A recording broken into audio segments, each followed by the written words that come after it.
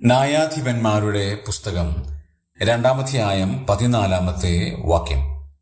യഹോവയുടെ കോപം ഇസ്രായേലിന്റെ നേരെ ജ്വലിച്ചു. അവരെ കവർച്ച ചെയ്യേണ്ടതിന് അവൻ അവരെ കവർച്ചക്കാരുടെ കയ്യിൽ ഏൽപ്പിച്ചു.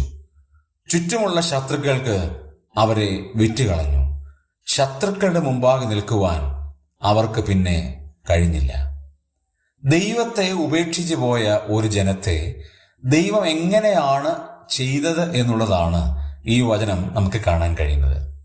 യഹോവ ചെയ്ത മഹാപ്രവൃത്തിയിൽ കണ്ടിട്ടില്ലാത്ത ഒരു തലമുറ ഉണ്ടായി.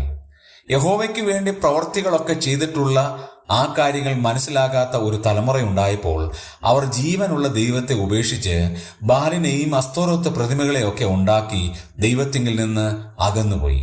ദൈവം അതുകൊണ്ട് അവരോട് ചെയ്തത് എന്താണ്? ഒന്ന്, ദൈവം അവരെ കവർച്ചക്കാരുടെ കയ്യിൽ ഏൽപ്പിച്ചു. അവരെ മോഷ്ടിച്ചു കളയുന്ന ആളുകളുടെ കയ്യിൽ അവരെ ഏൽപ്പിച്ചു.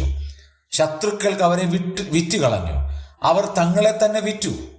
ദൈവത്തിന്റെ കൃപകളെ മറന്നതുകൊണ്ട് അവരെ ദൈവം വിറ്റ് കളഞ്ഞു. മൂന്നാമത്, ദൈവത്തിന് മുമ്പാകെ നിൽക്കാൻ കഴിഞ്ഞില്ല എന്നല്ല, ശത്രുക്കളുടെ മുമ്പാകെ നിൽക്കാൻ പോലും അവർക്ക് കഴിഞ്ഞില്ല. ദൈവത്തിന് മുമ്പാകെ നിൽക്കാനായിട്ട് യാതൊരു യോഗ്യതയുമില്ല. അവരുടെ ശത്രുവിന്റെ മുമ്പിൽ പോലും സ്റ്റേണായിട്ട് നിൽക്കാൻ അവർക്ക് കഴിഞ്ഞില്ല. ദൈവത്തെ മറക്കുന്നവർക്കുള്ള വലിയൊരു മുന്നറിയിപ്പാണ് ഈ തിരുവചനം.